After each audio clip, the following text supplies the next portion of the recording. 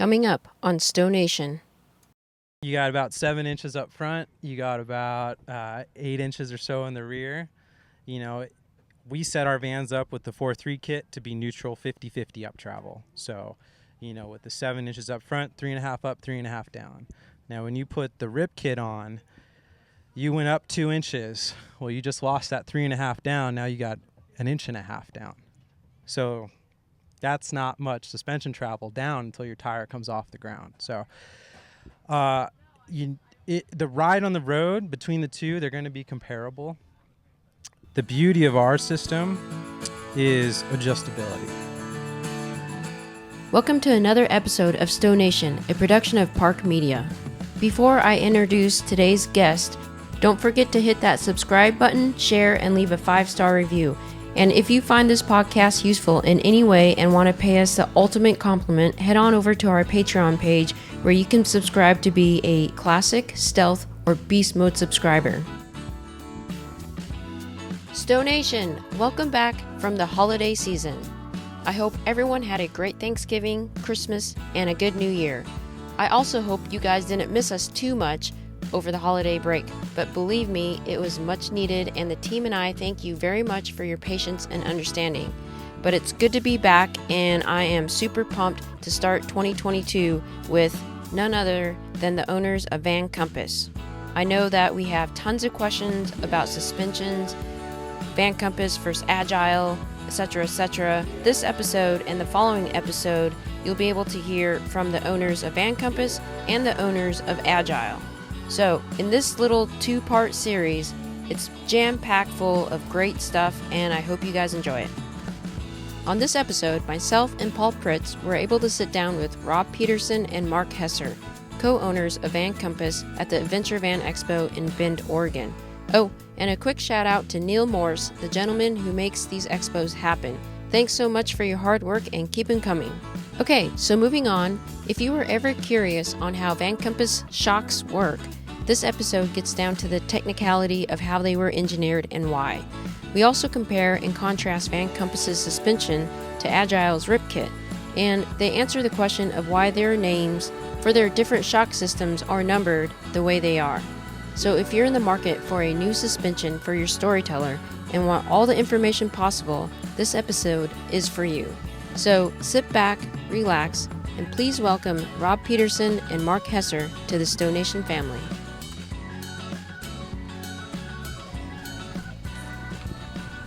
You guys have a drink? You want to start off with the cheers? Sure. Yeah. Sure. All right. Let's do that. Here's a toast. Toast to Van Compass. Woo. Thank Cheers, you guys. Cheers. That apple juice tastes apple juicy. That's very. Oh. That's some good apple juice.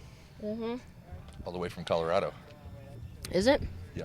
Oh, okay. Known for their apples. No, yeah, they are very well known for their apples. Right. And they also make some decent whiskey there, but yeah.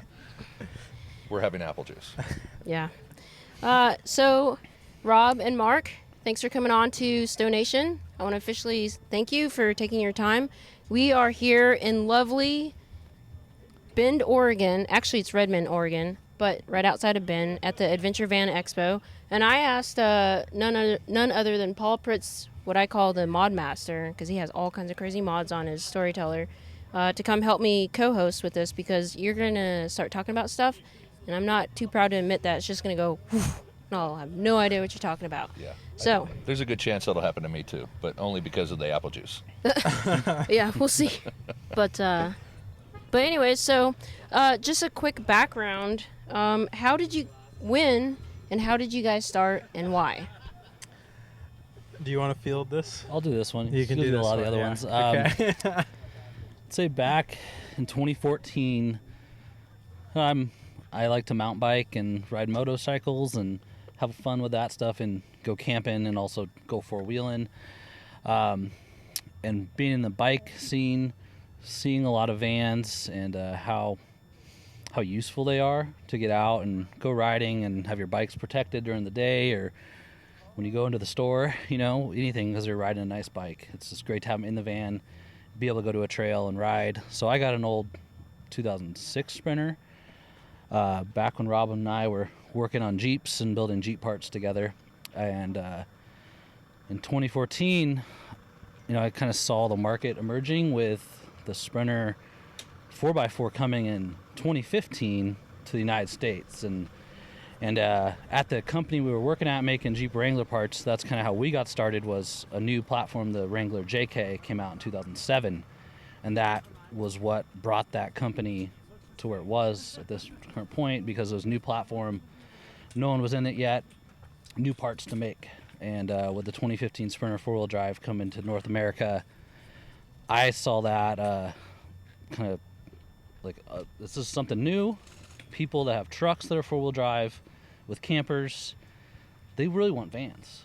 And now that there's a four-wheel drive option that's factory, they're going to want these. And I showed Rob, I pulled him aside one day, went to lunch, kind of showed him what I was thinking, and that there was, kind of a hole in this market, and a really good time to try to get into it. And we were both kind of bored at what we were doing, making Jeep parts. Like, this is something different, something new, something exciting, something that we can own, because we were working for someone before. And we both kind of looked at our lives and the positions we were in, like, this is the right time to try to jump on this. We were both like 30, and like, if it doesn't work, we can go get jobs again. But if it does work, it's going to be great. And if it doesn't work, we were like, well, at least we'll have some sweet vans to like. Yeah. We already quit our job, so. little in Yeah, NTD. we'll have vans that are Yeah, built down by the worst river. case, sell my house and go van life or something. Yeah, so that's kind of where we started, and we started with the old vans because I had one, and Rob got one, and we did a four-wheel drive conversion on his because we thought that might be something people wanted, but really people want the new thing and the factory four-wheel drive. And then we really started focusing on those, and that's where we're at today, where we're so happy to be working with all the customers we have and that have supported us to get us where we're at, because we used Rob's like desert racing background and my rock crawling background to really kind of tune shocks and make these vans work better for what they are, and be more enjoyable. And it's been a really cool ride, meeting all the people. Really cool scene. Kind of compared to the off-road industry is much more like competitive. We're here, it's just more like, let's get out and have fun and go camping. And so it's a little more laid back, and we like that aspect of it. So that's kind of where we got started, in the shorter or longer story of kind of where we're at now. But, Well, that's cool. You guys yeah. are definitely blowing up, so you're doing something right. Yeah.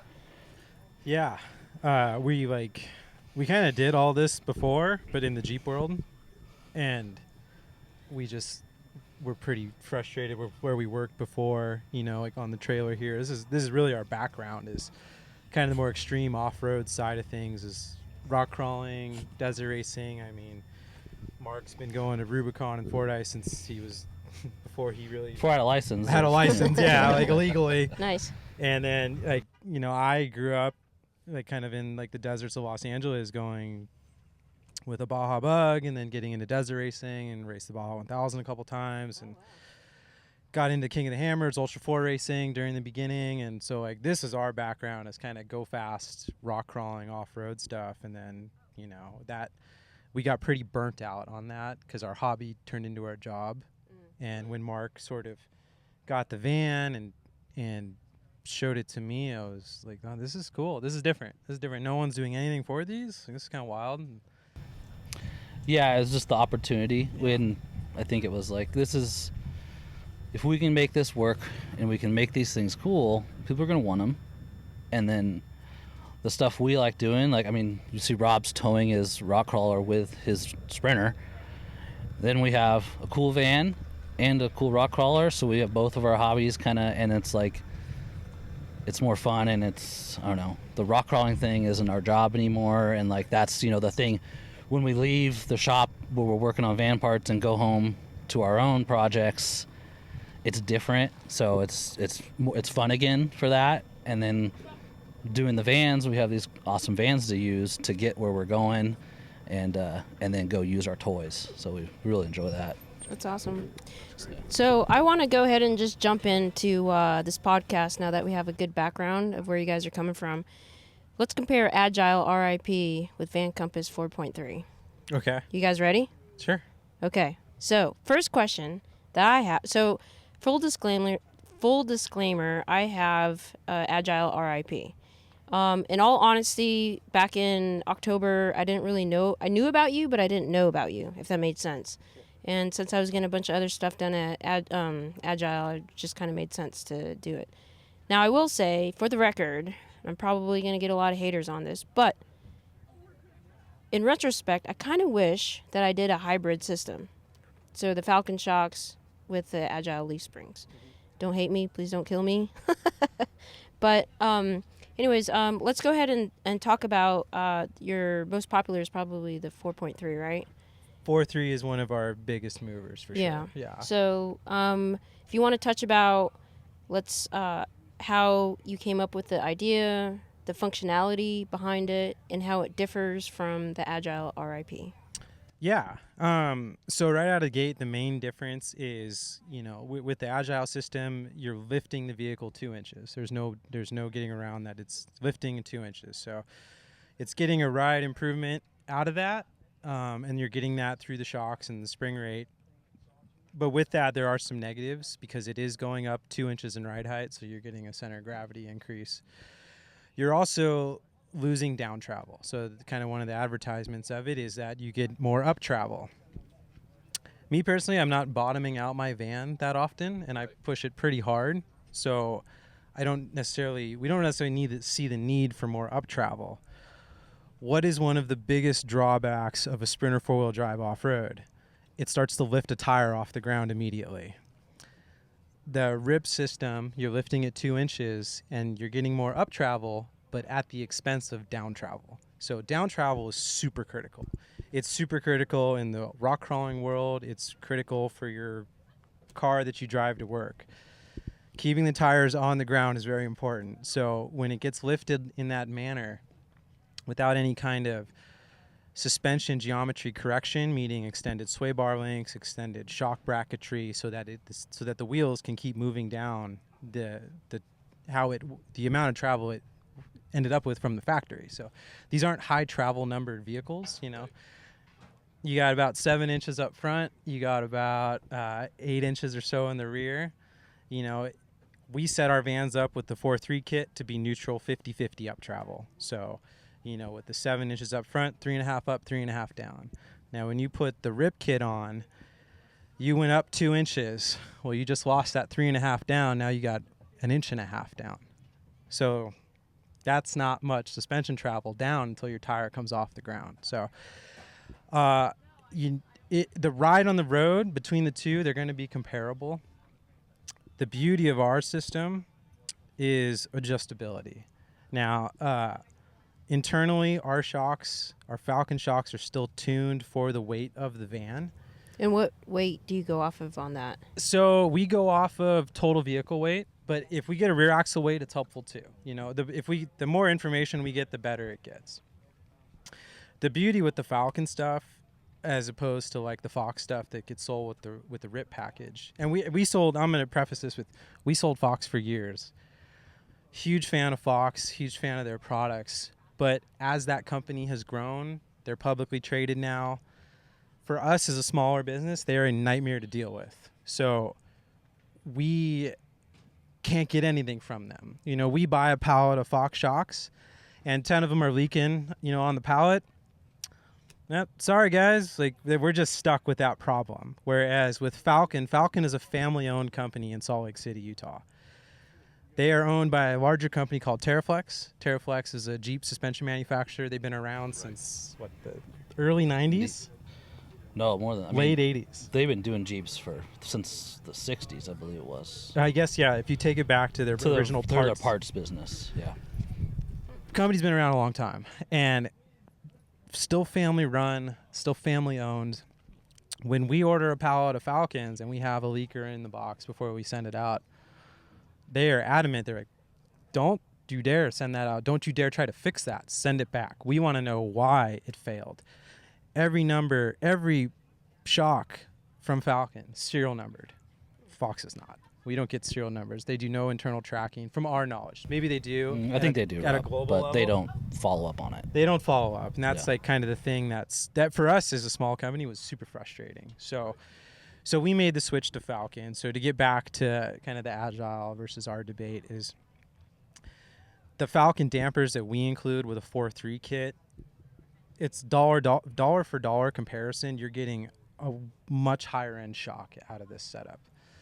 So, and then, you know, with a 4.3 kit with the adjustability, you know, not only is it a bigger shock, so it's bigger. Anytime you go bigger on a damper, now you're able to do more, control, especially low speed, which these things struggle with, right? They struggle with the head toss. They struggle with, you know, going down a forest road and, you know, I'm just getting thrown around a lot. And then, but you can only fix that so much until you start inducing some harshness, which is like, then you start going down a washboard road. Now it's like, okay, you solved this, but now this is unbearable because it's firmed up so bad. Falcon with the bigger piston, that allows more oil flow. Anytime you get more oil flow, you're getting more control without having to induce as much harshness into the chassis. So that's just a small, I mean, I could talk about these shocks endlessly. I mean, I can go into depth about like, Yeah, let's do it. Internally. So Yeah, let's talk about the valving. I mean, how do you guys set up for the individual weights? Okay. So do you have, it's not a one size fits all. it's not, no. And so you ask about the wheel weight, the vehicle weight earlier, rear axle, front axle. So you have different valvings for those. Yep. All right. Yeah. So predominantly the front, like most of the weight change occurs in the rear. So we see basically the same weight. So the front's one skew. Pretty much, yeah. Okay. One and skew. then the rears, like how many options do you have there? So on the monotube stuff, which is like the non-adjustable stuff, Right. we've narrowed it down to 3 part numbers. We used to do about 6 different tunes when we were working with Fox. Wow. And honestly, that was because we had to get it more perfect with the Right. Foxes, and that's because like the Fox. Was that your passion about it, or was it more the product that you were dealing with? A little bit of both. Okay. Again, like we were restricted to a Fox 2.0 because we couldn't really fit bigger on the with the Fox offerings. You know, Fox makes 2.5s, they make 3.0, they make 4.0 trophy truck shocks. They don't fit. Like at the end of the day, they don't fit on this chassis. I mean, you can make anything fit. You know, case in point, right? You can make anything fit with work, but for like the normal person, the average Sprinter customer, they want a straight bolt in. They want it to be easy to throw on the van. So we couldn't get the bigger stuff to fit. And we really, to get the vans to ride as good as we could, and this is when we used to do a ton of installs. We do lots of installs, and we'd throw our old Stage 4 kit on a van and go do it on our kind of test loop around our shop, and it's like, rear's a little firm, we need to pull a little out. And it was so noticeable. The way the Falcon internals work, they allow us to basically narrow it down to 3 SKUs a little better and cover a wider range of van weights. And a lot of that comes down to the fact that these are linear on compression and they're digressive on rebound. So the Fox stuff is a straight linear curve. So what that means is the faster the shock shaft moves, the more resistance you experience. And it's a straight linear curve. So the faster it's moving, the more resistance. Now, linear digressive, not necessarily super popular in like the desert racing world where you're trying to go fast over whoops, or you're trying to really motor across the desert. But we're not doing that with these vans. What are we doing with these things? It's 20 to 30 mile an hour, forest roads, washboard, and eliminating the head toss. Not to mention the 200-300 miles you're trying to put down on the highway to get to your next destination. Right. So linear digressive means on compression it's still linear. It's the same thing. The faster the shock moves, the more force is required to move it. Digressive on rebound, that's where really kind of the magic comes in. So digressive on rebound means it's not a straight linear curve. It's slow movements are actually extremely hard to move the shock until it gets to a certain shaft speed point. So once the shaft starts moving fast enough, it blows through the digressive rebound stack, and you get this like pillowy, like just like when you hit a bump on like an expansion joint on the highway, right, you don't feel it. But the beauty of it is when you pull into a driveway at an angle, you go over a speed bump at an angle, you're on a forest road that's kind of undulating and throwing the van around. When that shaft speed is a slow shaft speed movement, so like a low speed suspension movement, you haven't blown through the digressive rebound stack, which is just a gnarly stack of washers that oil has to force through. And again, once it gets to a certain speed, then it'll blow through those washers and you get this pillowy just poof, and the van feels great. You don't feel the harshness. So because of that has allowed us to narrow down part numbers, and it simplifies it for our customer base too. Like, okay, let's narrow it down to just 3 kind of weight ranges, 3 to 4 weight ranges. If you're within those ranges, these are the part numbers you need. And this gets the van just this amazing ability to control sway, the low speed sway, but still be so smooth and compliant when you get on a washboard road or you get in the dirt and the suspension can move. It's cool stuff. It's nothing that new. It's just something different, you know. There's like Icon suspension. A lot of people know about Icon in the Toyota truck world, the overland world. Icon's linear digressive, same exact way. And Icon's huge in the overland world because of that. Because what are you dealing with? You're dealing with heavier weight vehicles that are designed for extended off-road travel, not necessarily to get there as fast as you can, to get there comfortably. Right. So that's kind of the beauty of the internals on the Falcon package.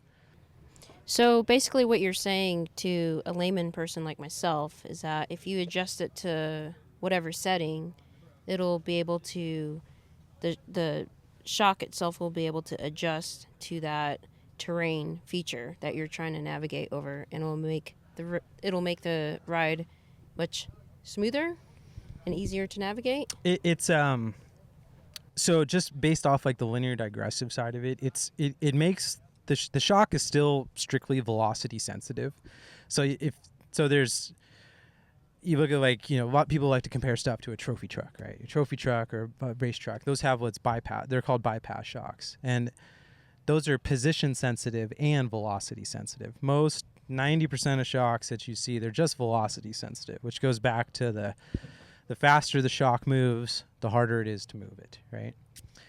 It's just like it's an aerodynamic problem, right? It's a similar concept of, like, as you're trying to make a car go faster, it gets to a point where the air gets thicker and thicker. So, like, you know, supercars have this problem, right? Where you get to 150 miles an hour, all of a sudden the air, it's like trying to drive through jello because the air is that much more air is forcing. It's the same thing with shocks, really. It's fluid dynamics. The linear digressive setup, what that does is it allows us to tune more.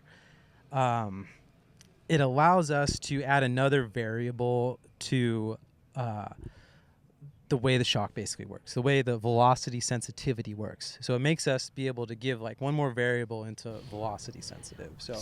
But that's independent of the adjustability. We haven't even talked about the adjustability. That's we're just talking. talking. I want to make sure We're just talking internal shock. That's why I'm kind of like. I'll just be quiet for a what while. What I'm talking about is completely independent of the adjustability. Yeah. So the adjustability is on top of all the other features and that you just talked about. Yeah, like right? the digressive rebound kind of gives us more adjustment over the high and low speed rebound. Yeah. So that's because there's like shocks, like Fox have shocks, like the 2.5 lane that allow you to adjust the high and low speed rebound. We're doing that internally. We're kind of picking that for you from our experience. So it's already set and it automatically adjusts to either you're going over a bump slowly and the van's, the shock is moving through its travel, but it's moving very slow. Right. Versus you're going down a road and you hit a big hole on accident, it's going to basically allow the shock to move back to its neutral position quicker because the shaft speed's high. And then as the shock slows down, that digressive rebound stack basically closes back down and locks your van in place again. So that really eliminates the head shake. And that allows us, to offer something new for at least these vans. Right. And then there's all kinds of other adjustment. I'll let Rob talk about that stuff too because he's a little better at it. But that's kind of my So where did this technology come from? I mean, obviously it didn't start with vans. No. So let's talk about like the history of how you guys stumbled upon this and how you incorporated it into vans. So, I mean, we worked in the before we started doing the van thing, I was an engineer at our previous company we worked at. It's called Synergy Manufacturing. I was the head engineer there. We designed, lots of high-end Jeep suspension, stuff, and we raced in King of the Hammers, and when it was still a tiny little thing down in Johnson Valley. I'm super glad I didn't wear my Land Cruiser shirt. Yeah, that's fine. They're so I if you ask me like what's the best vehicle, I'm like they all suck. Like they all have a problem. Like, they're all That's junk. very true. They all break down eventually. Everything has a downside. Right. So Jeeps are cool. Jeeps also suck. Like there's a lot of problems with it. Yeah. So we were in that world, and and then in the Dodge, we did a lot of Dodge truck world stuff. So Cummins, we competed with Carly suspension. Like that was, that was what we did every day for 8 years. We worked there and built that company up, and we worked with Fox then. Falcon was a competitor of Fox at the time. They were kind of in their infancy, and we didn't have any kind of tie with them. And when we left Synergy and started Van Compass, and we started to kind of, the train was going down the tracks, and we were having supply issues with Fox, and we actually talked to Falcon at SEMA one year, a couple years back, and I was like, man, we've been watching you guys from afar, kind of angrily, because we couldn't work. They were competition, and now that they're not competition, we kind of started talking to them at SEMA, and we're like, are you open to kind of working with us and to bringing your tech to our market? And they're like, absolutely. So they showed us their offerings, and the talks got serious, and then they sent their head engineer up and their main shock tune guy up with us, and we went back and forth with, okay, here's the tunes that we've been doing. I want you to match our Fox tune offerings, but put it into your Falcon package. And let's match curve to get baseline, then we'll go from there. And that's kind of history. As far as where their tech came from, they have a great engineer there that he's not with them anymore. He was a kind of a partner at Falcon. He worked at Fox previously for years. He designed all the Fox 2.0 stuff. He designed a lot of the 2.5 stuff. He still contracts for Fox. He contracts for Bill Stein. He contracts for King. Oh. He's kind of the guy. He's kind of that guy. He's that guy, yeah. And when he started, he left Fox, and he had a lot of discrepancies with, basically he was handcuffed there a lot with the entry level stuff with, you have to hit this cost point, and we're going to have this price point. And he's like, okay, cool. And then it's like, well, actually, no, we need to have this cost point, and we need to have this, it needs to be cheaper and cheaper. And he's like, okay. Falcon came along and basically told him, do whatever you want. This is our goal. This is our goal retail price point. Make as awesome a shock as you can at this retail price point. And you take these apart and you look at them side by side, and you're going to be hard-pressed to choose one or the other when they cost the exact same amount of money. So that's kind of the thing. The linear digressive stuff, that's shock tech. That's not, Bill Stein's been doing it for years. That's a common thing. It's basically preloading your shim stack. It's putting a preload on it. It's hard to see all this without like a shock dyno. Like you put it on a shock dyno and you can see the curves. And when you see the curves of the shock dyno is just moving a shock, and it's connected to a computer, and it's showing you the forces that it's taking. Yeah. When you see it on a dyno, it's like, oh, I can see it. That's very impressive. But the cool thing about this stuff is your butt dyno feels it too. I call it your butt dyno.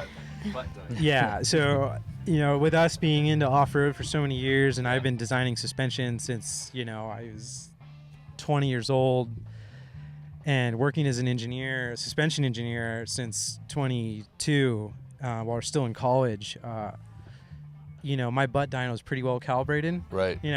But I'm only good at off-road and kind of basic ride handling stuff. Like you put me in a road course car, and that's not my world. Like I'm not that guy, but I'm that guy in this stuff. Like I'm pretty good at it. I'm not the best. There's guys that are better at me, but Mark's good at it too. Mark has had countless off-road vehicles, and he's got more experience rock crawling than I do. I mean, he's been doing it forever. So it's, between the two of us, we're able to develop a pretty awesome suspension line gets everyone really happy. So I hope that answered your question. I didn't tangent no, off there's too still much. more. No, I mean, it was good. It was a good Yeah. tangent. It was a good tangent. I think it rounded out some other things that we could have talked about. Let's talk about the rear leaf springs a little bit, if I could kinda jump over to that. So we've got the, there's a, if we're sticking to the comparison Sure. of the RIP to the Van Compass, Yeah. the RIP kit has the stack, Yeah. the complete leaf spring replacement, Yep.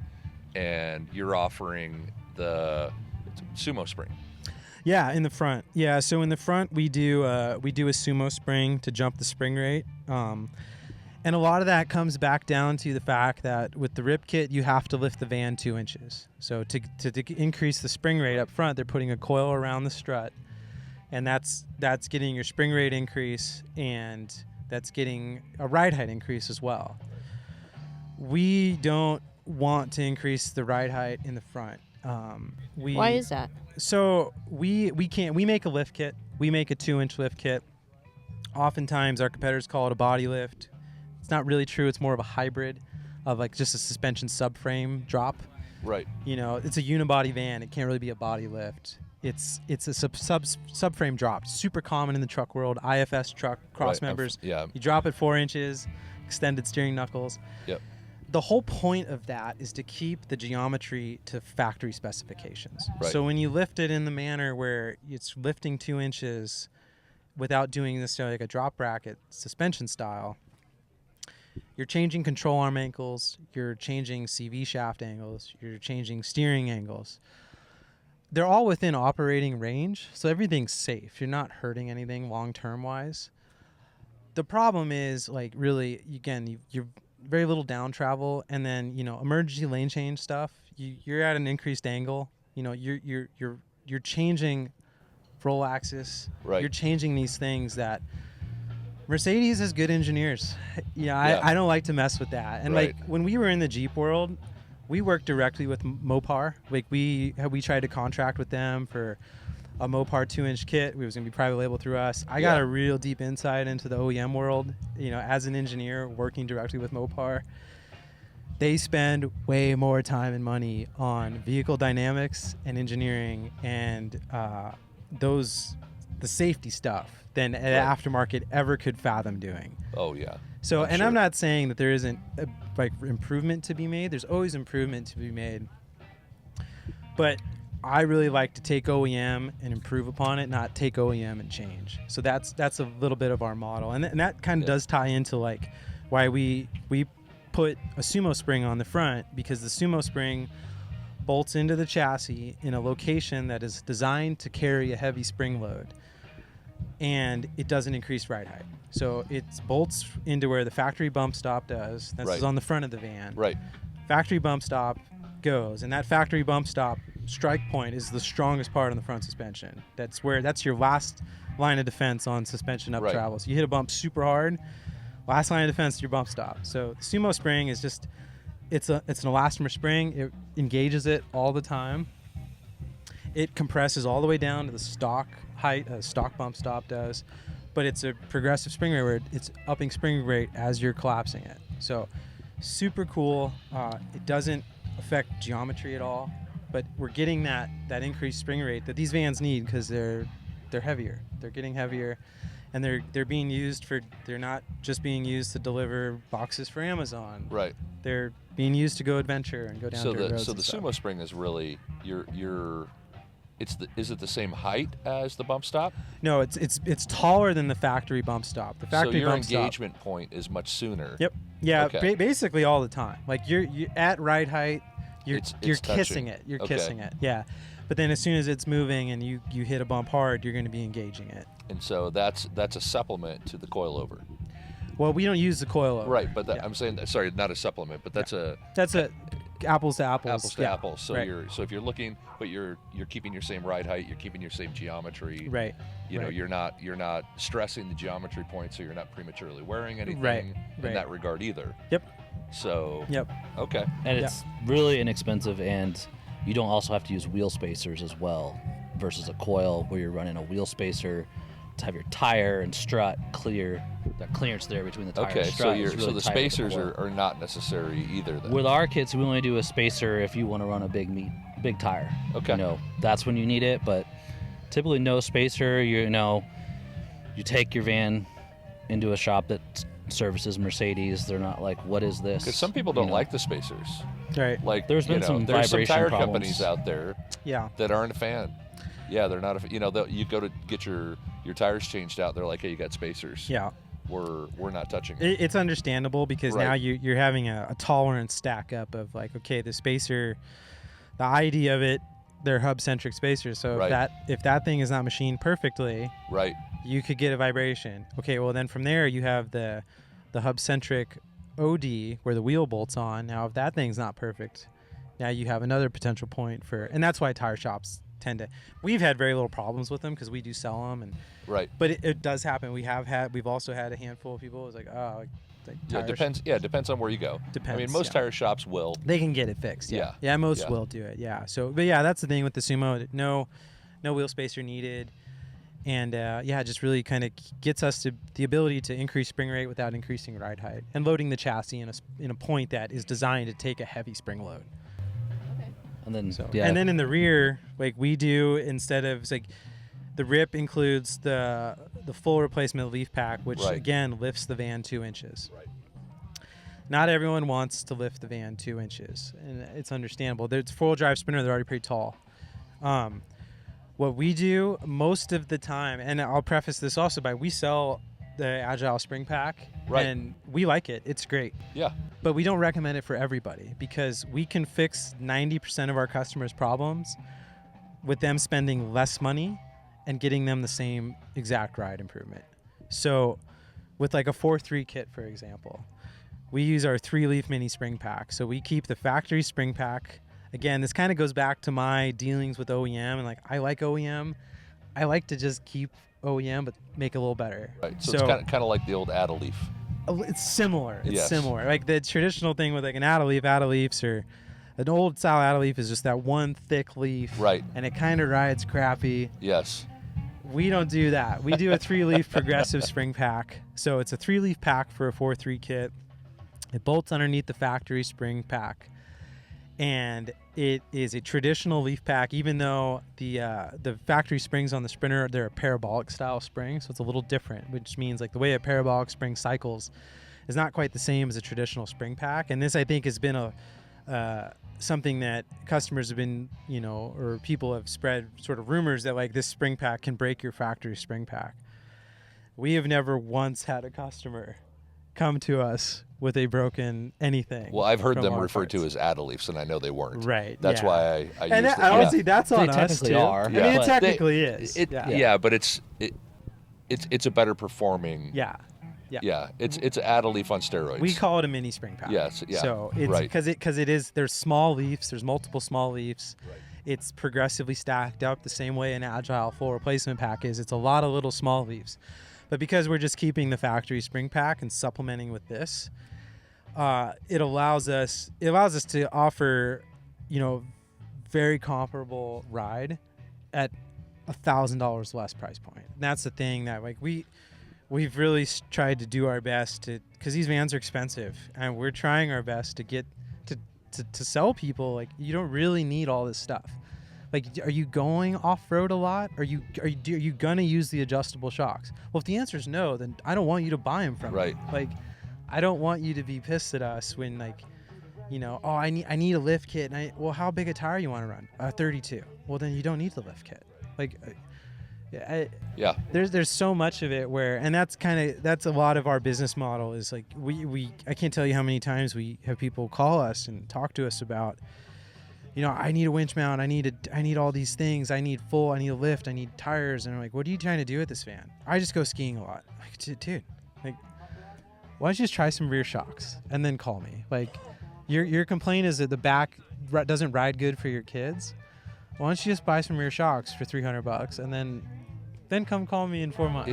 See if that doesn't And fix 9 your times problem. out of 10, they're like, oh my God, you're so right. I love my van now. Like, yeah, I just saved you $4,000 because you didn't need any of that stuff. So one of the I'm gonna bring this up. One of the really scary things that people experience when they buy a new van is that crosswind, and so you've got that combination of this monolithic rear leaf spring. You've got a single spring that you referred to as a parabolic.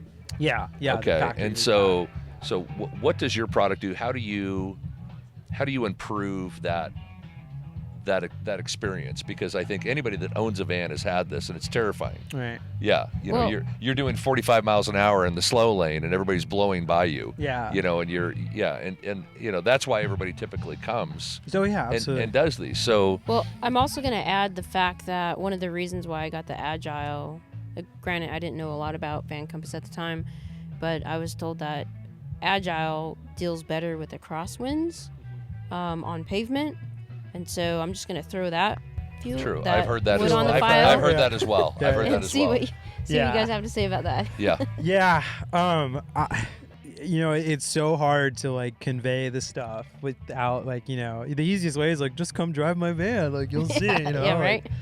And it's all very opinionated. And again, like whether people buy stuff from us or buy stuff from Agile, they're going to be so happy. Like whether it's their system or our system, it's night and day better than it was factory.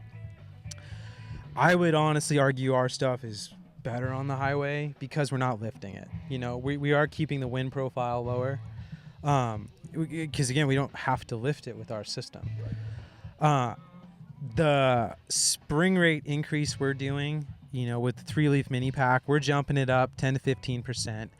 And again, it kind of goes back to like, we do sell like the Agile replacement spring pack usually only if the van's really heavy.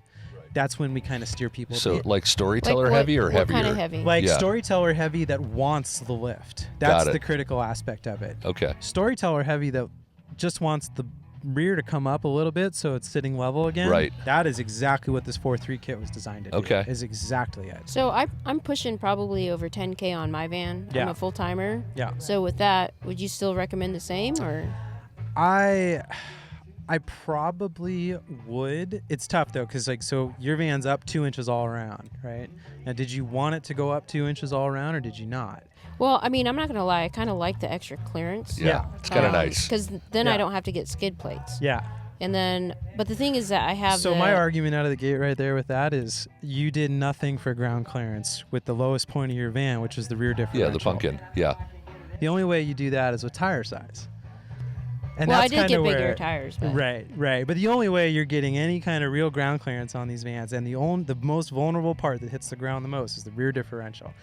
And that, like, the Agile kit does nothing for you for that. It brings the front of the ground clearance up, which is great. There's nothing that vulnerable really there. The engine is there, but it's tucked up another 6 inches. Again, we make armor for that. The rear diff is what we've had countless customers have issues with, and the only way you get ground clearance out of that is jumping in tire size. And that's like, if that was your biggest concern, that's when you come talk to us and use like our lift kit, which, because it's a subframe drop bracket kit, that allows you to go up to a 35-inch tire. And that's because it's a subframe drop bracket, which means we're moving everything 2 inches down. So at full compression, everything is 2 inches further away from the body. Otherwise, you can't fit a big tire, because with that setup, with like an Agile setup, at full compression, the tire is still going all the way up to the same point as it is stock when you bottom out. Right. So you're limited on tire size. With our setup, subframe drop bracketry, all the geometry correction in the rear with bump stop drop spacers and extended sway bar links and extended shock brackets, that allows you to go up to a 35-inch tire, and that's where the ground clearance really comes in.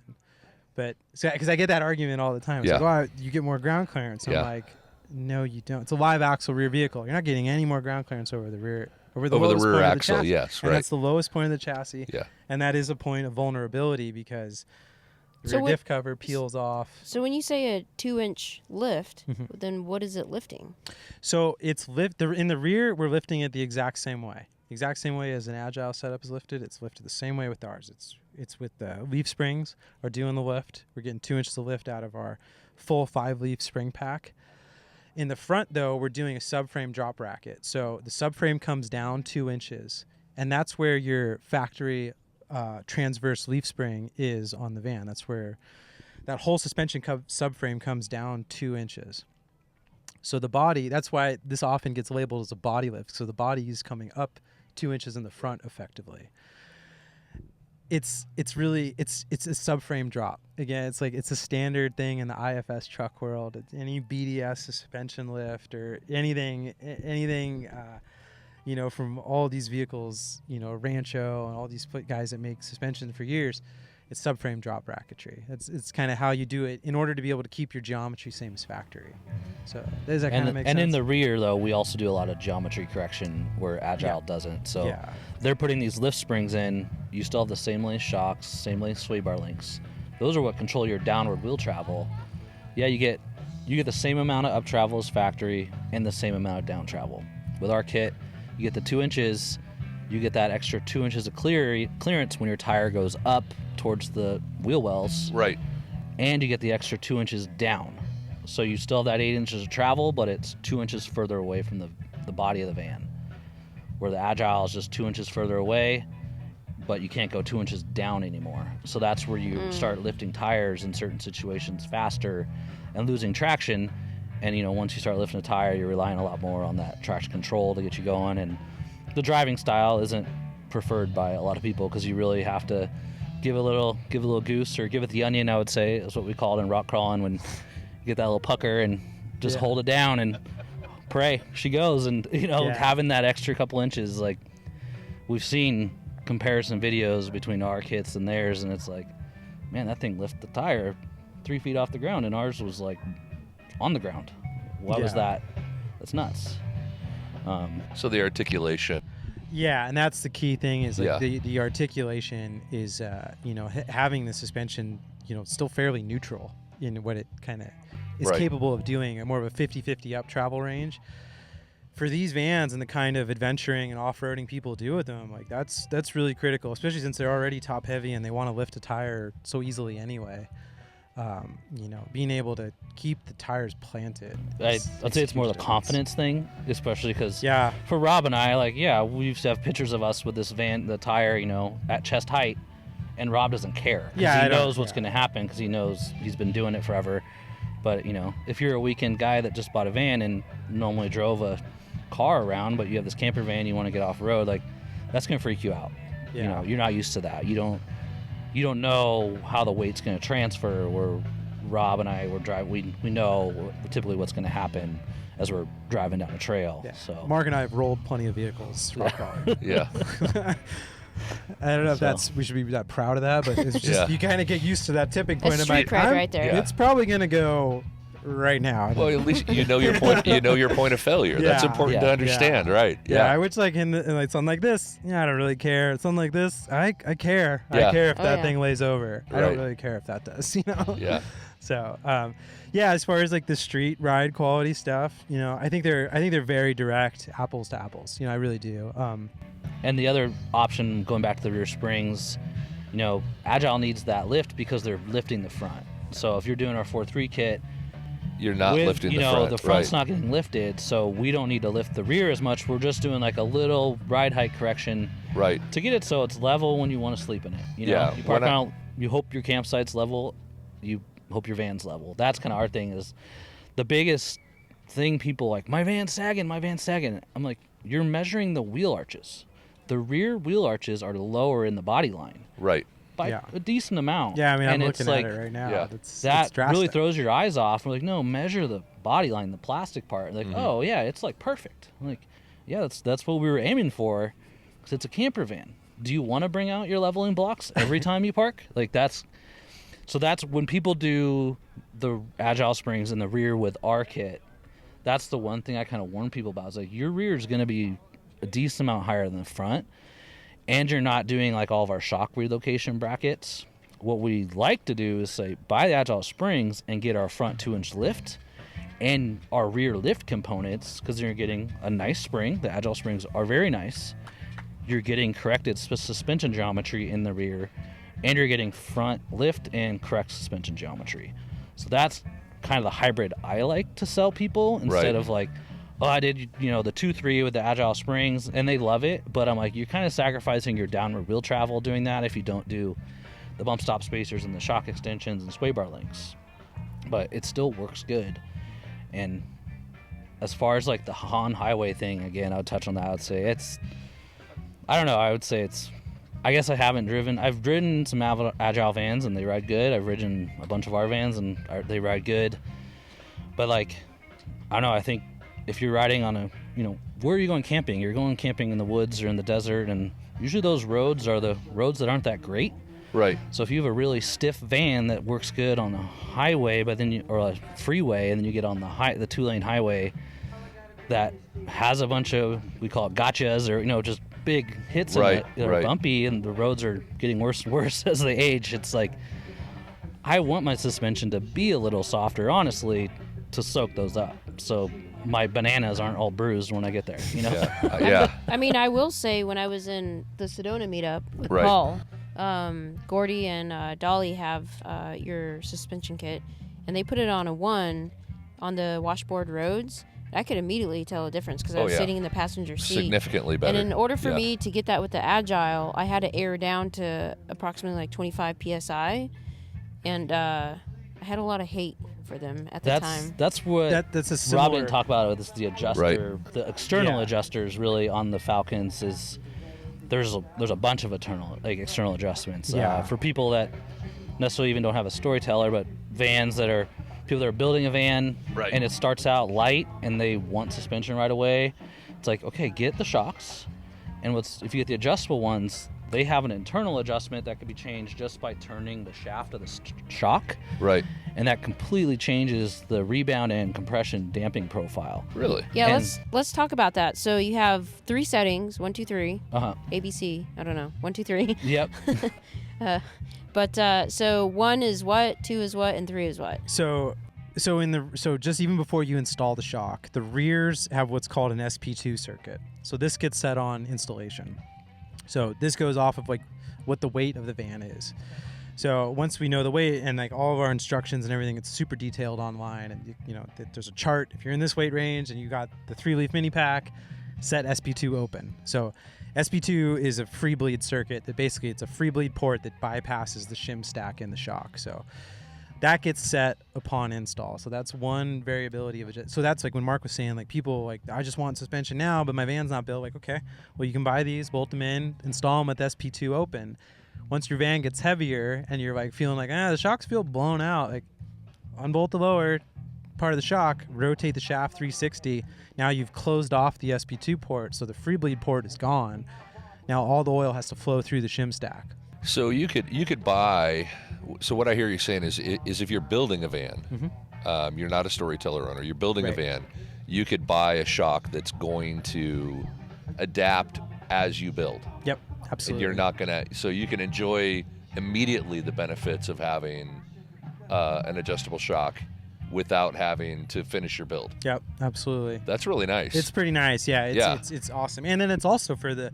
Say it is a Storyteller owner who just bought their Storyteller and they're using it, but they haven't really loaded it with gear. They didn't buy any owl stuff on the back. That was me. Well, I mean, the stock Storyteller is like 9,400 pounds. They're heavy. Yeah. It was heavy, They're and then heavy, by the time I put my tire carrier on the back, my B2 on the back, filled my boxes, got my bikes up there. Auxiliary fuel tank. Squatting. I was squatty, and I was driving around, embarrassed. I'm like, I got to do something about this. So we have an adjustable shock that has a damping profile that is more for a van that's like at and over the gross vehicle weight rating. So that is still kind of, if you have a stock one, you probably want the mid-heavy tune is what we call it, and run it on the soft setting, but then you add a bunch of gear to it and you're like, man, I want a little more.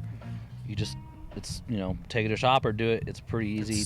Unbolt the lower part of the shock and turn the shaft the other way and bolt it back in. You have a completely different shock.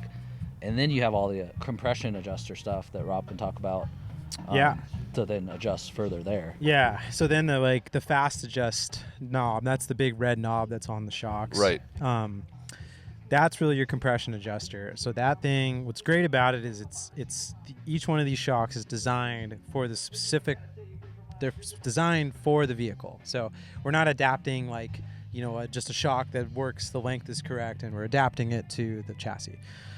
This is designed exactly for a four-wheel drive Sprinter. So, each one of those shocks is engraved like driver, rear, like bolted on this way, because it's the top cap is offset to clear the chassis perfectly. The reservoir is positioned exactly where it needs to be. The adjuster is positioned so you don't have to get on the ground to adjust it. It's right in your face and you can see what it's set at. So basically 3 main settings on the fast adjust knob. So position 1 is the softest. That's like kind of your dirt road, almost like airing down, like you said. Like washboard stuff. Washboardy stuff. Mm-hmm. Throw that thing to position 1. Click it over to position 2. Position 2 is really your everyday normal commute, what you're doing most of the time driving the van. And in position 2, that engages the little black knob, which is the micro dial. So the micro dial allows you to really sort of fine tune it to your preference, it's almost to the point where, water tank empty, water tank not empty, water tank full with bikes on the back or not, right? You can fine tune it to that point. So that's really fine. It's very one fine. setting, you notice it. Yeah. It's noticeable. And again, like, don't forget, like, these are tuned internally still to the weight from us. Because I have an auxiliary water tank. Yeah. In the back that I put up. It goes underneath where the rear tire used to be. Okay.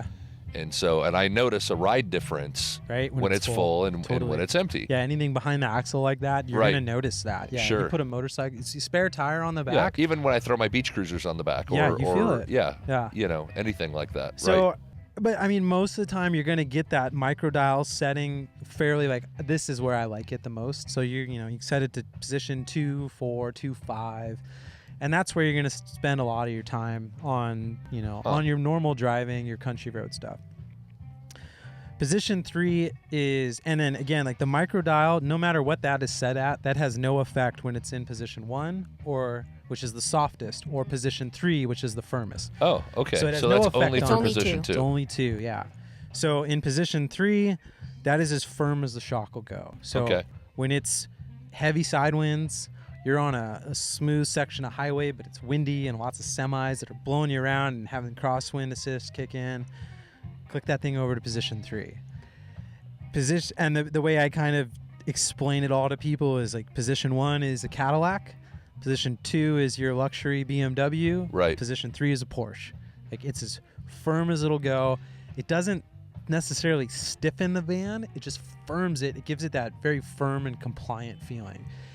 It gives it that German car feel. If you've ever driven like a Mercedes car or a BMW car, like, they have a unique feeling to them. They do. It's very different. It's different. It's different than when you're like driving an older Toyota Corolla, right? Like, yeah, it rides okay. Right. But it's kind of harsh and it doesn't. But like, you drive a luxury German car and these are, it's a Mercedes. They should have that feeling, which unfortunately they really don't from the factory. No. There leaves a lot to be desired, and that's really where the shocks come in. And the cool thing is, like, we design this stuff with Falcon so that you can easily adjust everything and you can see what it's set at. Because we used to sell a lot of like Fox adjustable stuff, but there was no markings on it. You had no idea where it was set at, and it was really hard to adjust this tiny little blue knob that was on there, whereas these have this giant red adjustment knob that you can just easily see where it is, click it over, takes no time at all. And we have a whole nother level of full electronics from that. So what number is equivalent to the Agile, the Fox? So basically what you're getting with like an Agile Fox hub, you're getting one internal shock tune. So again, it's tuned to the weight of the van, just how we tune our shocks. I think they have internally. 2 or 3 tunes. I think they have 3 tunes. So again, similar to us. Depending on the weight of the vehicle. Right. So you choose your weight, and that's the shock tune you get. And then with them, of course, you have a spring rate, that a rear spring that's specific more to the weight of the van. Right. But that's effectively what our like a Falcon is in like position 2.2 or 2.4, and that's all you get. So you don't get the ability to be like, okay, I'm on a washboard road. I want this to be as soft as it can be. And another now, like a lot of people in our industry are really into mountain biking. mountain bike shocks have this tech and have had it forever. You know, when you're climbing, you click the rear shock up to be firm to climb up the hill, so you're not pogoing. But then once you get to the downhill, flip that thing as soft as it'll go so that it's helping you ride a little smoother, ride a little faster. It's a really similar concept, and the tech isn't that different, really. It's pretty awesome. So back to Younghwa's question, would it be 2 with the micro dial to be kind of similar to the Fox? So it's not the firmest, not the softest. It's well, kind of, I mean, Agile has some really stiff shocks. Yeah, I've taken apart. So 2.5. It depends if on the there weight. was such a it thing. depends on the weight. You know, it all depends on weight. It's because I mean, you can say their Agile shock, their softest shock might be a setting 1 on this shock. Right. We don't really know because we create our own tunes. Right. But you're so it's really, apples to unless you have an oranges. adjustable shock, Right. you're stuck in that setting. Okay. Where these have adjustment, and they also have the internal digressive rebound that gives you a high and low speed adjustment that we set up specifically for these vans. So it's just, you have more technology.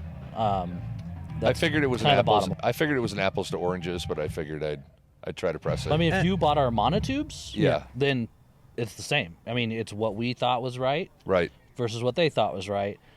And I don't know, that's really it is. It's the adjustable shock, and that's why they've been so popular is, a lot of people used to not want to adjust their shocks when we started this business, and we would sell in Fox adjustables, but they weren't as adjustable and easy to adjust. Where these, once you get your setting 2 dialed in, that's what's cool, because really then it's like, it's a fast adjust, because you have your 2, you like that, you have your BAM 1, you have your BAM 3, or your 2. You're not like doing this finicky little knob all the time unless you really, really like to, fine-tune your butt dyno. Well, you mentioned something, and again, I don't know how familiar people are that are going to be watching the podcast are with your product and offering, but you said if you're driving down the freeway, you just flip it over to 3. Yeah. Do you pull over to do that? I already know the answer to this question. Yeah. So let's talk a little bit about that. You've got you can adjust this inside now, the vehicle. We do now, yeah. Okay. Yeah, the 4.5? The 4.5 kit. That's full electronic. So that's everything we've sort of talked about, all at the touch of a button.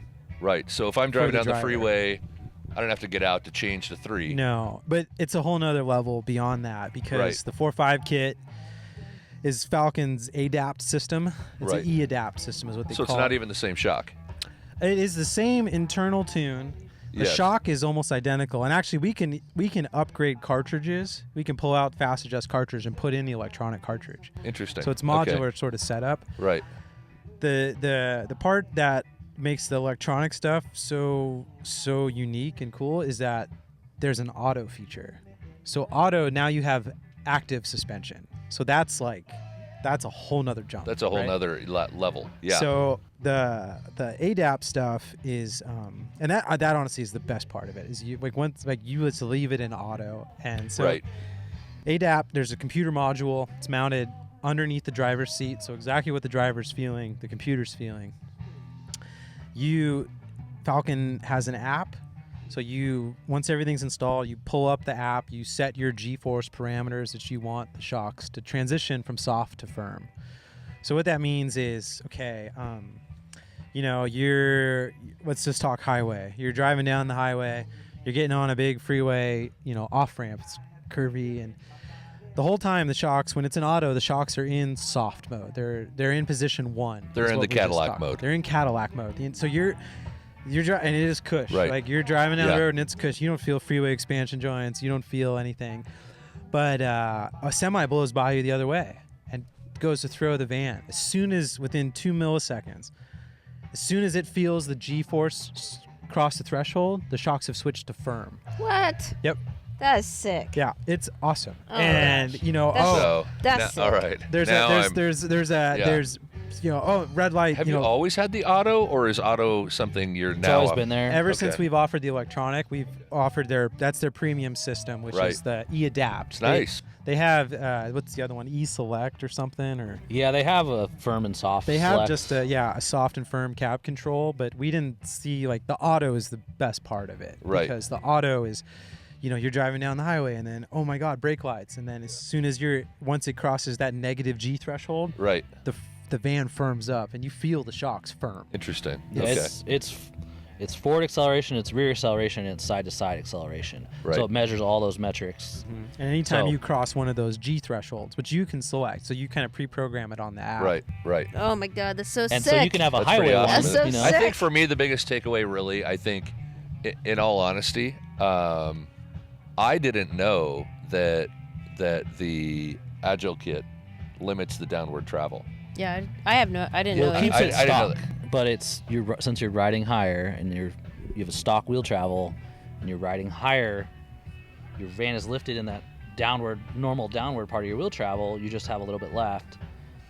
Right. So No, I understand. Yeah, Yeah. but it's so the downward travel is limited Yeah. You don't It- have as much as you did when it was stock. when it was stock. You yeah. get more up so, travel. So but and you I get lost that. down I get travel. that. I've been Yeah. an off-roader my entire Right, life, so right. I'm like, I didn't know that.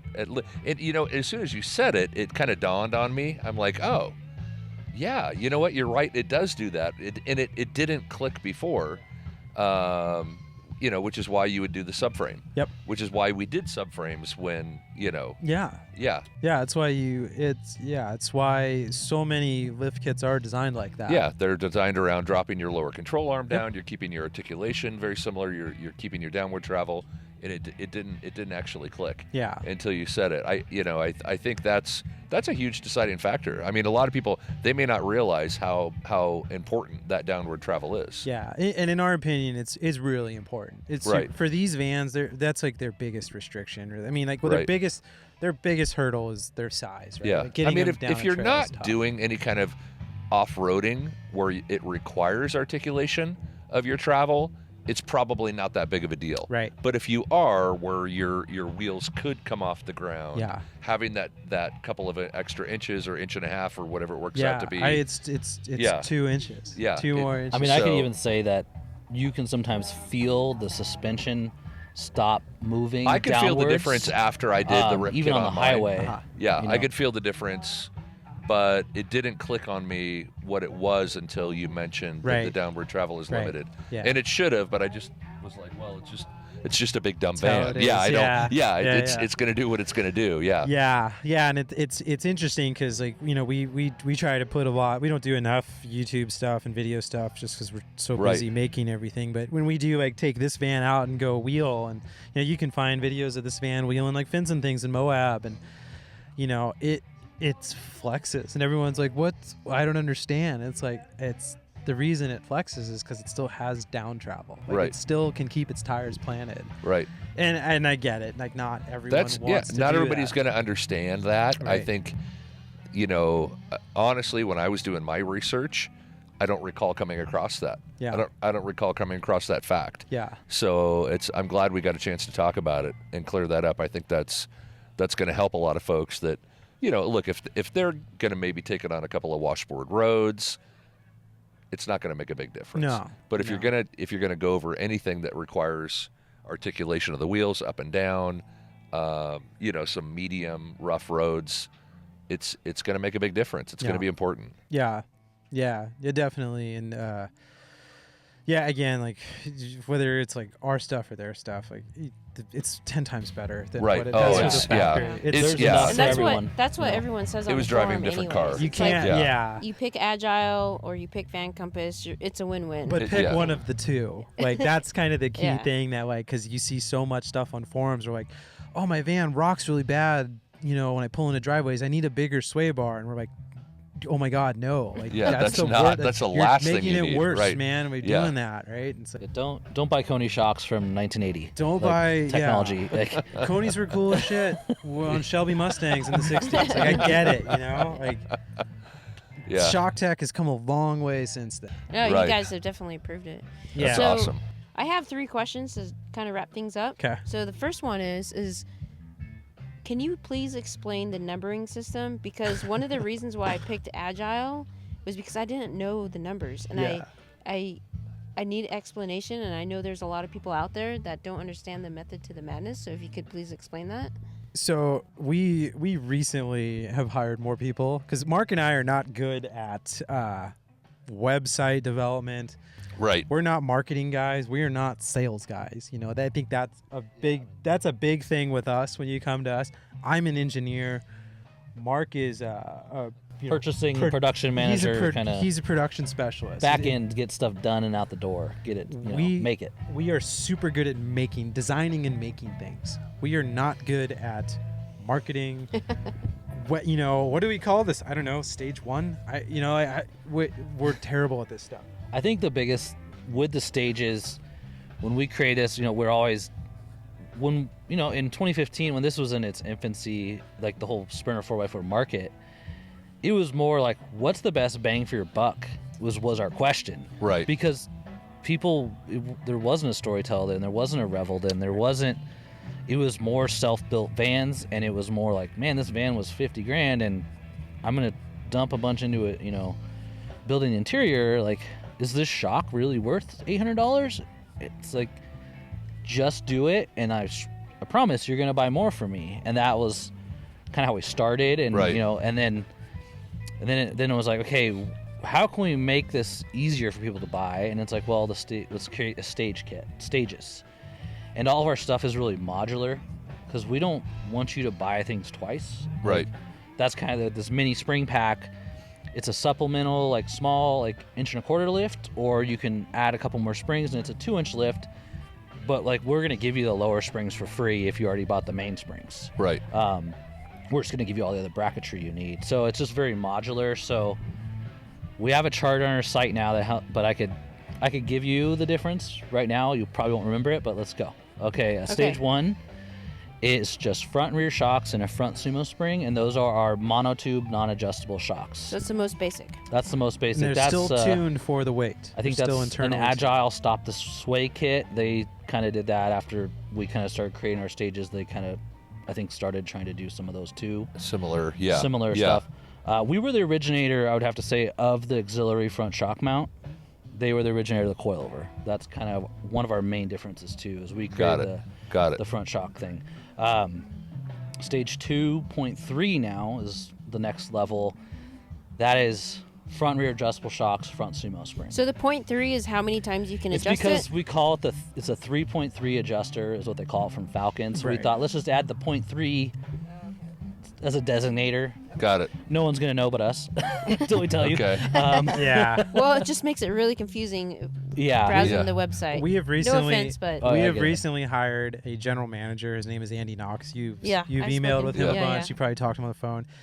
Andy is that guy who specializes in website development, analytics. Yeah. Because that is, not only is it beyond our wheelhouse, I have zero desire to learn it. So we brought him on and be like, dude, you need to simplify this. And now our website has gotten so much simpler to decipher. And the stage package chart is laid out like stage 1, what it includes. Right. Is this you? Like, if this is your van and what you do, honestly, this is your kit. I had a challenge when I was shopping and doing comparisons. Yeah. I couldn't figure out what the difference was. Now, so again, that's a big deal. That's kind of our fault. Again, like, we're not sales guys. Like, we're okay. So and not. I consider myself a little technical. And I was and I was like, oh man, which one? Right. Yeah. What's the apples to apples? Right. Right. We talked about this on Wednesday out at lunch. Like, what should we have done different from 5 years ago? It's like, we should have hired more people, better salespeople more sooner to take the stuff that we're trying to make and make it so people understand what it is. Because for us, it's easy, but it's not for everyone else. And we're getting there. And I think that's just awesome. because our popularity with certain kits, people know what a 4.3 kit is. But it's like, before the 4.3 kit, we sold a ton of what we call stage 3 kits, which is the rear mini spring pack and monotube front and rear shocks, and people were really happy with it. Right. But because of the new technology in these Falcon adjustables, it's just your neighbor gets it and you drive in this van. I got the guy that emails me the next day, hey, I rode in my neighbor's van, he has your 4.3 kit, I need that. It's a game changer. It's a total game changer. It's I like to tell people after I got the suspension changed on my van that they gave me a different van. It does not feel and drive anything like the van that I gave to them to do the work on. Right. And that's ideally, it felt more like a German automobile. Right. That I expected that level of performance and responsiveness. Right. And that's what you guys are offering. So that's awesome. Yeah. So basically, if I understand you correctly, you're in the process of making it so someone like myself We already can got it. actually It's there. understand It's what's there now. going Dumb on. it down. It's Okay. there now. Pull it up tonight. And If you look Paul's at it, up here. I'm way give us down some feedback. here. Give us some feedback. If you look at it now, yeah, Okay. I'd like to see your opinion All on right. what it's like now, because like I'm going to take a look tonight. a Yeah, couple. after It's probably after been about like 3 weeks, 4 weeks. Like we've revamped our site a bunch now, Okay, because we actually cool. have someone who knows what they're doing, Yeah. That's cool. Yeah, yeah. and we're again like Smart. I'm good at this stuff. Mark's good at making everything and managing Yeah. the circus that is 14 guys welding parts and trying to ship, and we have a massive product catalog of parts that we make. Like, it's not just suspension. Like, Right. everything yellow on this van is we make. Like, Yeah. we make so much stuff, and that's all made in house by us. So Yeah. when it came to the web thing, we're just like, it's people are buying stuff, like whatever. So I guess to Yeah. simplify the question, if it has a 0.3 behind the number, it has adjustable shocks. Okay. If it has a 0.5, it has electric shocks, which unfortunately the lovely chip shortage we're in has made the electric shocks non-existent for probably still another 6 months. Wow. It was like we got a decent amount of them and people are really happy, and then everyone wanted them, and then I was visiting Falcon, and they're like, we sat down and just talk about things, and they're like, so let's just start off with the bad news. We we can't make these anymore for a while, and it's like, man, They're it's a not bummer. alone. I've got a lot of Yeah. people that have just ordered them, and I'm gonna need to tell them like, hey, do you want to switch or wait? What are we doing? Right. But that's the simple version of our numbering system. Is if it has a Okay. 0.3, it's adjustable front and rear. 0.5 electric. Okay. Yeah. I'll make sure to leave the link to the descriptions of the different stages in the show notes. Yeah. So that way, since you have simplified it, that should be able to help people out. Love it. So my second question is actually for you, Paul. After listening to these two fine gentlemen talk about their engineering awesomeness, if you can go back and do it again, and I'll preface this that I have already confessed that I would do a hybrid system, but for you, would you go back and would you pick the Agile? The Van Compass over the Agile? So or I think I've actually already shared this openly before. well, now And it's hundreds and thousands of people I'm will kidding. know. Actually, no. I'm teasing. So to be honest with you, when I put my deposit down, you didn't have the Falcon adjustables, Right. and you launched them within like a week or two on the website. And I saw a post, and then I went to the website, and I'm like, oh, what's this? But I had already put my deposit down, and at that point, I had the realization that I may have made a mistake. Right. And I'm like, well, time will tell. These, they're both going to be around for a long time. Let's try to figure this out. Right. And I was trying to console my decision at that point, but I already kind of knew in my down deep that I had kind of screwed up. So if I had it to do over again, I would do that. Now, the second part of your question is, would I do a hybrid? Yes, I would probably do a hybrid because I enjoy the look of the lift, even though it makes me more of a wind target. I don't care. Yeah. I'm that guy. So I like that look, and then that also allowed for me to put a little bigger tire on it, and I know my lowest point of contact is my rear axle. So I'm not really worried about touching anywhere else except for the rear axle. That's it. And as long as I don't hit where the pumpkin is, where the differential is, I'm fine. If it hits somewhere else along there, anywhere along the differential, I'm probably going to be spending some time doing some repairs on the side of the trail. Right. Yeah.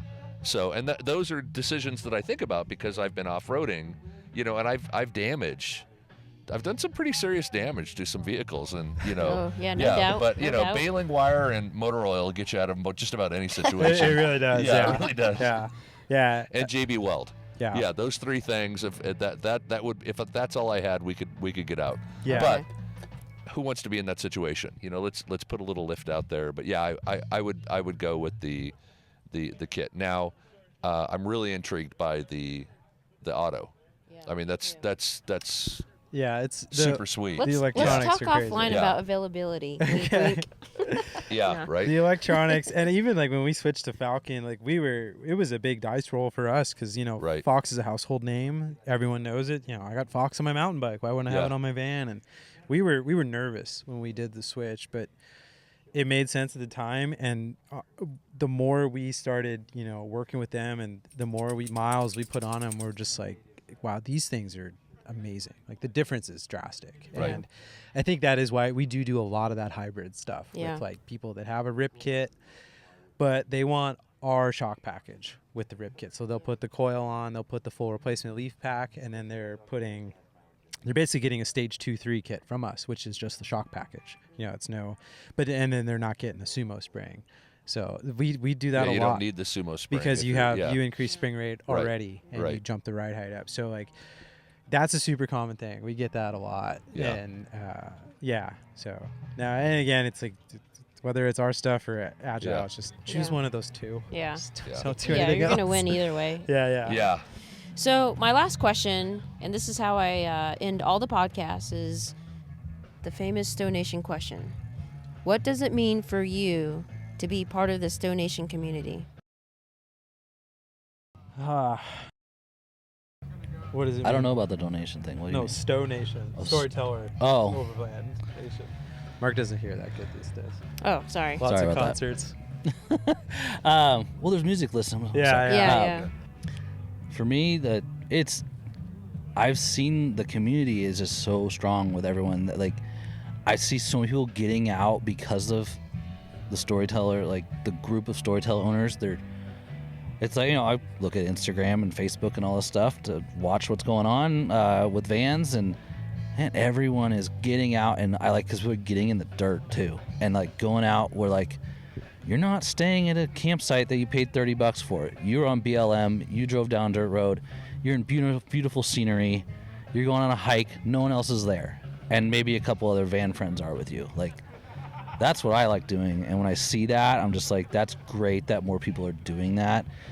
And for me, the people that drive vans and are in vans, they seem to really respect our environment and keep it the way it should be and keep it clean and pick up trash and all that. And that's what I like to do when I go out. And it's great seeing people doing that and like having a platform that's just ready to go really and get it done and go out there. And I wish I could do it more. but that's why I really love to see how many people show up to these events. And it's like this is their paid camping when they come to something like this, but the rest of the year they're not hooking up and plugging in. They're out because they have batteries, they have solar, their van is off grid. Right. That's really cool. And I mean, it's one of the better or best out there in my opinion for build quality. So it's really cool to see those and people out there using them. Yeah, I think for me it's a lot of the same things he said, but really it's just this industry and this kind of movement of vans and van people, from us coming from like kind of the Jeep world and the heavy off-road world, that was such an egocentric kind of environment where, lots of copycat stuff, lots of one manufacturer copying another, one guy, company talking shit on another company, and like, and it was just so much of this, like, I'm better and this is why. Here's my semi truck, where it's like this. You come to shows like this, and everyone is just camping in their van. Everyone hasn't probably showered for 3 days because they've been in a van in a field. And I know that feeling. It's just like everyone is kind of just sort of suffering but enjoying every moment of it, and without that just kind of heavy ego side of like, oh, you bought that, why'd you buy that, it's like, bought it because he wanted it. I don't care. Like, it's it all kind of comes back to the theme of like, I don't care what you really buy. We make the stuff we make, and there's other people that make similar. We have competitors. At the end of the day, like, I love seeing innovation in the industry, and I love seeing people taking their vans and like buying a brand new Storyteller and using it and pushing it further and further away, down the road. Like, I think I can do this. I bought a Van Compass winch mount. Well, whatever. Worst case, I'll just pull myself. We love seeing that. And it's cool, like, for us too, because our vans are so obvious, and it's bright red and yellow. And Mark's Transit that we did a solid axle swap on is insane. And yeah, I've seen that online. People phenomenal. see us and they just talk to us. They talk to us at gas stations. Just, I can't go anywhere without talking to someone for 20 minutes about the van, and it's awesome. It's fun. So I have one alibi question. You mentioned Ford, and it was actually one of my questions, but I think that apple juice might have distracted me a little bit. So Storyteller is coming out with the Ford LT. So what do you guys offer for the Ford? Is it the same thing, the 4.3 and whatnot? Because I know it's a different chassis, but how different? It's totally different from a 4-wheel drive Sprinter. Okay. A lot different. Well, they're coming out with the all-wheel drive one, Right. not the two-wheel drive. Right. And so we bought an all-wheel drive Transit as soon as we could get our hands on one in 2019. End of 2019 is when we got ours. So we were gonna order. We had one on order, and then we're like, this is gonna take too long. Took too long. Get So on Auto Trader. we find scoured. what we can find. Yeah. Because we need to do this. December 31st of 2019, and flew into Fresno and found the only one I Nice. found. It's like, whatever it costs, like we need to make parts for this thing. And so we were really one of the early adapters of Transits, and we make almost everything we make for Sprinters, we make for Transits. So you can get the 4.3 on the Transit. We can do a iteration of it. So we can do, the Transits are a little more limited as far as packaging. So we can't fit like a secondary shock on the front end. We can do the adjustable shocks on the rear. So we can do the same tech, everything we've talked about, Falcon adjustables on the rear. We do a 2-inch lift package for the all-wheel drive, we designed a 1-inch coil spring. It lifts the van about 1.25 inches up front, and then it uses like a 3/4 inch strut spacer, which has all the camber and caster correction in it. And there's a lot of Transits are tricky, a lot more tricky than the Sprinter. There's just very little alignment. There's next to no alignment adjustability in them. So when we lift it, we got to get it bang on every time. And I've designed a lot of coil springs in my time. That's the hardest coil spring we've had to do because Really? it's high travel, it's offset, requires a pretty gnarly high tensile cold rolled coil. So like the material, it's tricky. It is real tricky. Most springs you heat the material up, you wrap it around a tool. The nature of that spring, it's literally impossible to do. Really? Huh. So yeah, they have to Interesting. kind of wrap it in midair. The design of it was intensive. It was a pain in the ass. Like it was a giant pain. But that's, again, we're the only ones who do anything for that all-wheel drive that keeps everything safe and within the factory operating range, so that you're not having CV shaft angles or drive shaft problems, all that stuff. Right. So yeah, we make lots of goodies for the next Storyteller platform, and we can't wait to see them. Expect a flood of We're already getting calls. orders. Yeah. We're Yeah. getting calls. I ordered my Yeah. my LT, and I want to get the Stage 4 kit for it. And like, all right, sounds good.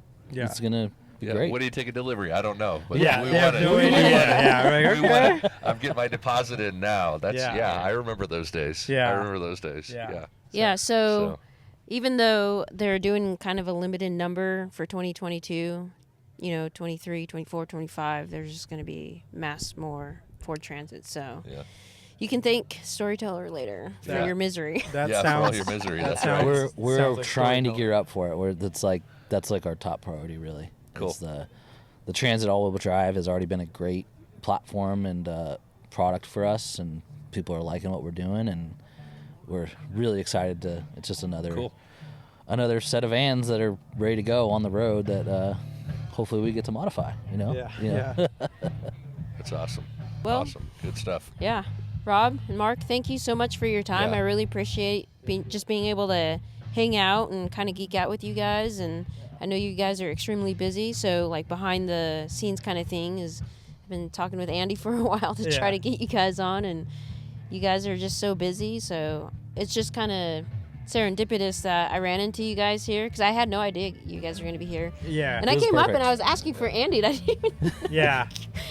Yeah. Well, it was an impromptu trip because Yeah. we have friends in Bend, and Oh, we okay. haven't been able to leave the shop at all. So we're like, oh, there's really good wheeling in Bend. So Yeah. let's go to the show, and then we'll duck out Oh, Sunday Yeah, early and nice, go nice. rock I crawling. see. Yeah. That's why you brought that. That's okay. why we It brought all that, makes yeah. sense. I Gotcha. figured there was a story behind Oh this. yeah. No, Yeah. this is just an excuse so that I didn't Yeah. have to pay for the fuel to go Yeah. wheeling. Yep, fair enough. Fair enough. Well, I do Love it. appreciate your time, and Paul, thanks for being a great Oh, co-host as absolutely. usual. Yeah. Thank you. I No, appreciate thanks for it. letting me sit in, and appreciate it, guys. Yeah. Great. That was Great enjoyable. That was Yeah. super fun. Thank Yeah. you. Yeah, Awesome. Thank you. All right. Well, thanks for coming on. Yeah. All right. STO Nation is a production of Park Media. The executive producer is Younghwa Kim. The audio engineer is Stephen Grasso. The marketing director is Guillaume Golson. The original music and artist is done by Jason Walsmith. The sound designer is Lorenzo Indriano. And the webmaster is Pongshu. Without any of these people, this podcast couldn't happen, so a big, huge thank you. And a big, huge thank you to you, the listener. If you like this episode, please don't forget to subscribe, share, and leave a 5-star review. This is Younghwa with STO Nation, and I can't wait to share the road with you.